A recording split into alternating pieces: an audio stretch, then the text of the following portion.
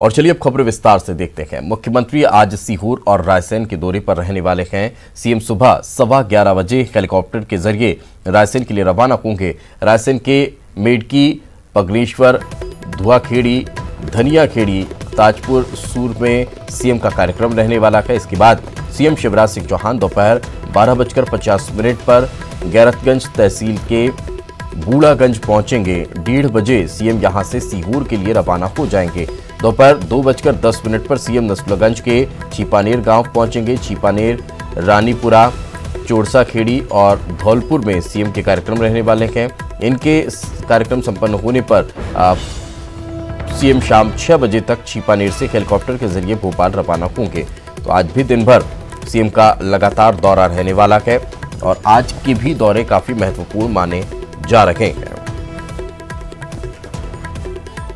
लगातार बाढ़ और बारिश के बाद सीएम ने दौरा कार्यक्रम तय किए हैं और जिन जिन क्षेत्रों में बाढ़ का पानी पहुंचा है, जिन जिन क्षेत्रों में बारिश की वजह से परेशानी और नुकसानी हुई है, उन क्षेत्रों में सीएम लगातार पहुंच रहे हैं और उन क्षेत्रों में जायजा ले रहे हैं। कहां किस तरह की दिक्कतें हैं, कहां कितनी परेशानियां हैं, उन क्षेत्रों में जायजा लेने के बाद वहां राहत कार्य के निर्देश अधिकारियों को दिए जा रहे हैं।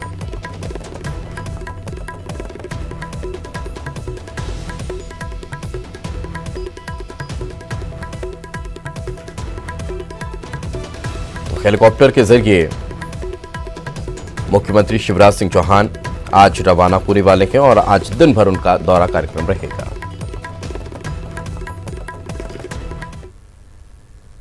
मध्य प्रदेश के 5 जिलों में फसल बीमा की तारीख बढ़ गई है। फसल बीमा की तारीख को बढ़ाकर 7 सितंबर कर दिया गया है। बाढ़ को देखते हुए यह फैसला लिया गया। रायसेन, सीहोर, होशंगाबाद, देवास और हरदा में बाढ़ के हालात को देखते हुए किसानों को राहत दी गई है। अब इन जिलों के किसान 7 सितंबर तक फसल बीमा के प्रीमियम को जमा कर सकेंगे। तो एक बड़ी राहत इन जिलों के किसानों को मिली है और इसको लेकर कृषि मंत्री ने एक पत्र भी केंद्र सरकार को लिखा था और मांग की गई थी कि फसल बीमा की तारीख को बढ़ाया जाए। तो फिर इन जिलों में फसल बीमा प्रीमियम जमा करने की तारीख को बढ़ाकर 7 कर दिया गया है और अब 7 तारीख तक किसान अपने फसल बीमा का प्रीमियम भर सकेंगे। आज केंद्रीय मंत्री नरेंद्र सिंह तोमर और वीडी शर्मा 2 दिन के दौरे पर ग्वालियर पहुंचेंगे। गुना के होटल राजविलास पैलेस में दोनों नेता गुना, शिवपुरी और दतिया जिले के बीजेपी कार्यकर्ताओं के साथ बैठक करेंगे। सुबह 11 बजे ममौरी विधानसभा के कार्यकर्ताओं के साथ बैठक होगी। वहीं दोपहर 1:30 बजे मुंगावली के कार्यकर्ताओं के साथ मंथन होगा। दोपहर 3:30 बजे अशोकनगर के कार्यकर्ताओं के साथ बातचीत होगी। वहीं 5 सितंबर को सुबह 11 बजे पोहरी विधानसभा के कार्यकर्ताओं के साथ बैठक होगी। दोपहर 2 बजे इसी दिन बीजेपी नेता करेरा विधानसभा के कार्यकर्ताओं के साथ मुलाकात करेंगे। शाम 5 बजे दतिया में भांडेर विधानसभा की बैठक होगी। उपचुनाव के मद्देनजर ग्वालियर चंबल संभाग में लगातार बीजेपी नेता बैठक कर रहे हैं। वहीं ग्वालियर में पहले से मौजूद ज्योतिरादित्य सिंधिया आज पहली बार बीजेपी दफ्तर जाएंगे। महाराजबाड़ा के मुखर्जी भवन में सिंधिया कार्यकर्ताओं से मुलाकात करेंगे।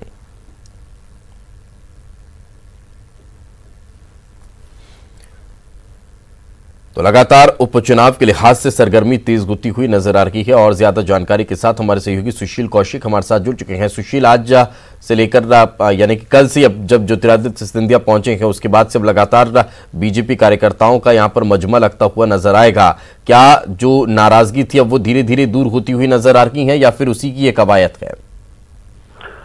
बिल्कुल दीपक, देखिए ग्वालियर चंबल अंचल में चुनाव जो है अब धीरे धीरे शबाब पर आता जा रहा है और यही वजह है कि आज केंद्रीय मंत्री नरेंद्र सिंह तोमर और भाजपा प्रदेश अध्यक्ष वीडी शर्मा 2 दिन के दौरे पर ग्वालियर चंबल आएंगे। यहाँ वो पहले गुना पहुंचेंगे जहां अशोकनगर और मुंगावली के अलावा गुना जिले के कार्यकर्ताओं से मुलाकात करेंगे और उपचुनाव के लिए यहाँ मंथन भी करेंगे। इसके बाद कल उनका शिवपुरी और दतिया जिले का दौरा रहेगा। वहां भी वो उपचुनाव की सीटों के कार्यकर्ताओं से मंथन करेंगे, नेताओं से मुलाकात भी करेंगे।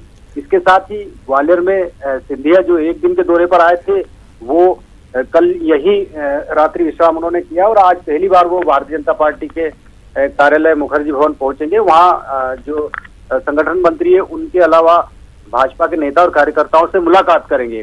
तो तो कुल मिलाकर भारतीय जनता पार्टी और कांग्रेस दोनों ही ग्वालियर चंबल अंचल में चुनावी रणनीति में जुटे हुए हैं और लगातार अब जमीनी स्तर पर इनके दौरे और कार्यकर्ताओं की बैठक और सभाएं शुरू हो चुकी है। चलिए, बिल्कुल, बहुत बहुत शुक्रिया सुशील इस तमाम जानकारी के लिए। तो लगातार दौरा कार्यक्रम अब बढ़ते नजर आ रहे हैं और ये की वजह है कि ग्वालियर पर फोकस है, क्योंकि सबसे ज्यादा उपचुनाव की विधानसभा सीटें यहीं पर हैं। तो इस लिहाज से यहाँ समीकरण और ज्यादा मजबूत करने में बीजेपी जुटी हुई है।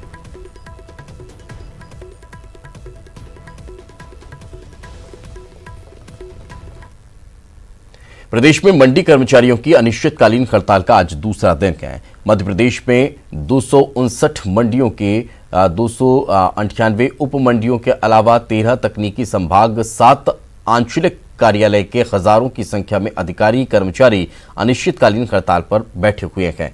ये लोग मॉडल कृषि मंडी एक्ट का विरोध कर रहे हैं। मंडी के बंद होने से नीलामी की प्रक्रिया ठप है, इससे किसानों को परेशानी हो रही है, ये इनका कहना है।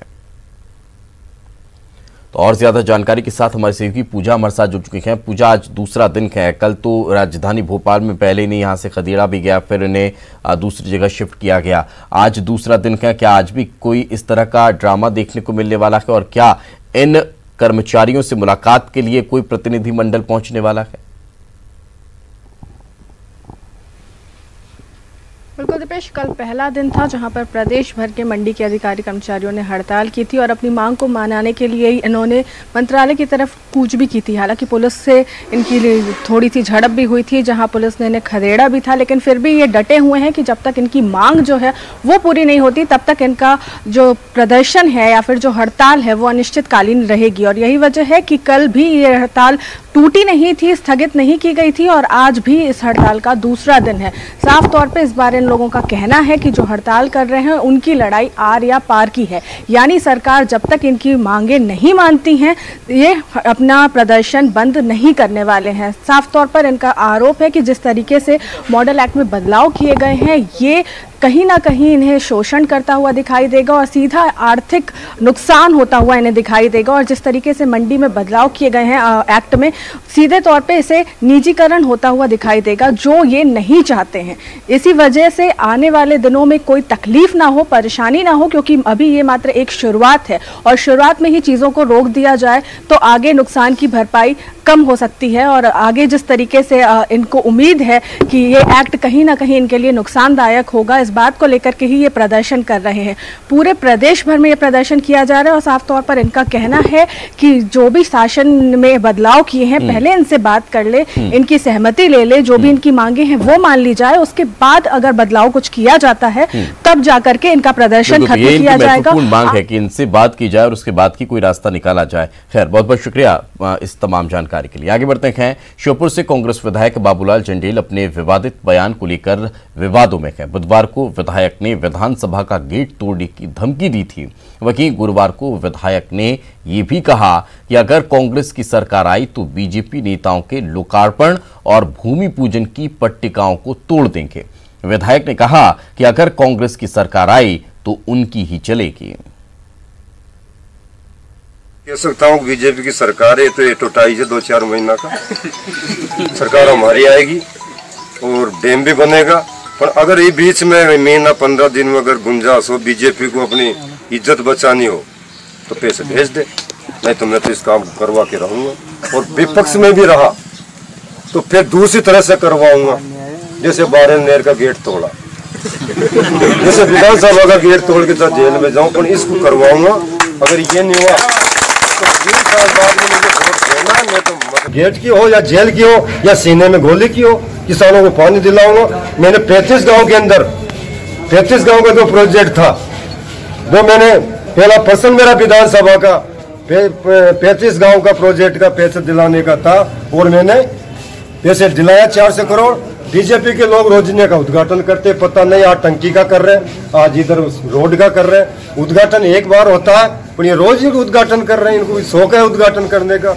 और जिस दिन मेरी आएगी तो इनका उद्घाटन का पूरा पत्थर को मैं फेंक दूंगा नदी के अंदर और उद्घाटन बाबू चंडेल का।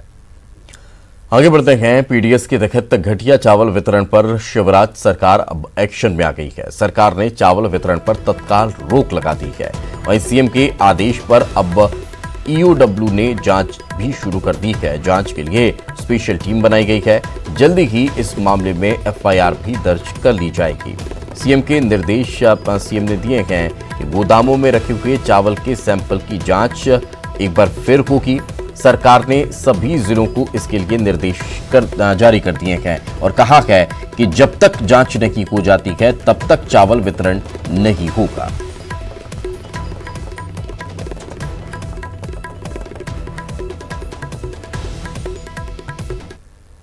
मंडला जिले में पीडीएस के द्वारा गरीबों को घटिया चावल बांटने के मामले में बड़ी कार्रवाई हुई है। पूरे मामले में एक वेयरहाउस सहित 14 राइस मिलर्स को सील कर दिया गया है। वहीं कुछ दोषी अधिकारियों के नाम भी जिला प्रशासन ने प्रदेश सरकार को भेजे हैं। इस पूरे मामले को लेकर कांग्रेस पार्टी भी लगातार हमलावर है और सैकड़ों कार्यकर्ताओं ने जिला कलेक्टर कार्यालय का घेराव किया है।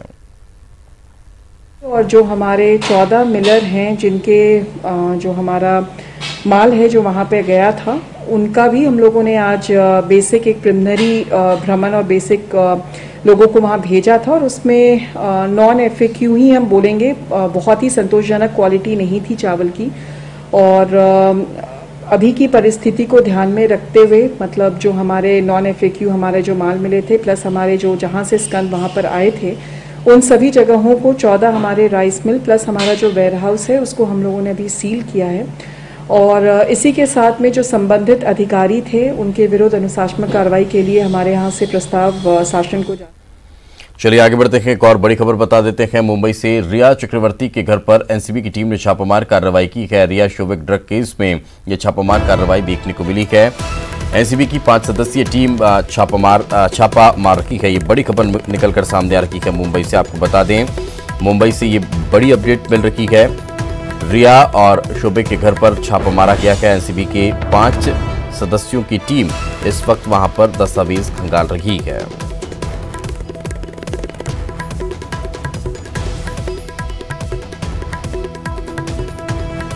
तो लगातार सुशांत केस में एक के बाद एक नए अपडेट्स निकलकर सामने आ रहे हैं और इस वक्त ये बड़ी खबर मिल रही है। रिया चक्रवर्ती और उनके भाई शोविक चक्रवर्ती के ड्रग्स केस से जुड़े होने पर एनसीबी ने मुंबई में उनके घर पर छापामार कार्रवाई की है। एनसीबी की टीम सुबह तकरीबन 6:30 बजे रिया चक्रवर्ती के घर पहुंची। 5 सदस्यों की टीम रिया के घर के अंदर गई। एनसीबी के साथ मुंबई पुलिस की टीम भी मौजूद है। रिया के घर में सर्च ऑपरेशन शुरू कर दिया गया है। आपको बता दें कि शोविक चक्रवर्ती से आज ईडी की टीम पूछताछ कर सकती है। वहीं एनसीबी की टीम आज भी एक्शन मोड में नजर आ रही है। ब्रेक के बाद एक बार फिर आपका स्वागत है। इंदौर में कोरोना पॉजिटिव मरीजों का आंकड़ा लगातार बढ़ता जा रहा है। 24 घंटे में 279 पॉजिटिव केस मिले हैं। संक्रमित मरीजों की संख्या बढ़कर 14,021 पहुंच चुकी है। अब तक कोरोना के 411 लोगों की जान चली गई है। अब तक 9,660 लोगों ने कोरोना को मात भी दी है, लेकिन लगातार पॉजिटिव मरीजों की संख्या में इजाफा भी देखने को मिल रहा है। और ज्यादा जानकारी के साथ हमारे सहयोगी अरुण हमारे साथ जुड़ चुके हैं। अरुण, क्या ताजा अपडेट?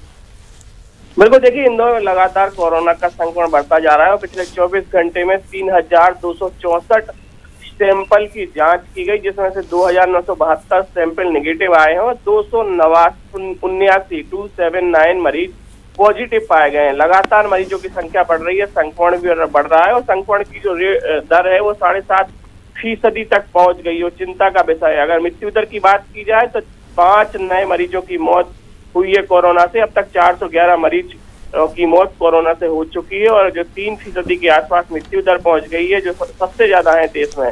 3 गुना बढ़ गई है मृत्यु दर। अगर एक्टिव मरीजों की संख्या की बात की जाए तो 3,960 एक्टिव मरीज हो गए हैं। जो 1 महीने पहले 800-900 के बीच मरीज थे वो 4,000 के करीब पहुंच गए। तो ऐसे में चिंता का विषय है। साथ ही बिल्कुल, तो कहीं ना कहीं चिंता बहुत ज्यादा अब इस तरह के आंकड़ों से नजर आती है। बहुत बहुत शुक्रिया इस तमाम जानकारी के लिए।